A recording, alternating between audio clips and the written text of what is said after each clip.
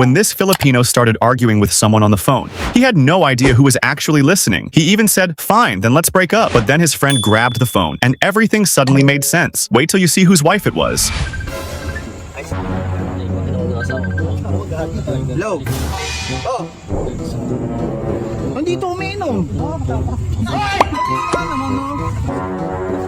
Lunes hanggang Sabado eh. Nagtatrabaho na ako eh. Tapos ngayon gusto ko mag-chill-chill lang ng linggo eh. Dahil ko naman eh. Pipigilan mo ba ako? Oh shit! Kumain, nagutom ba kayo?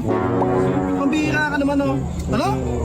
Tatakutin mo pa akong mag-iwalay? O di, iwalay tayo. Walang problema. Ngayon na. Mag-iwalay na tayo. Hindi na ako uuwi dyan. Ayoko nang umuwi. Hindi ako uuwi dyan. Tandaan mo yan. Hindi ako uuwi. Tratado ka. Gago ang putang. Ayan. Tratado. Man. Gago ka. Kaya pala bigla akong tumapang.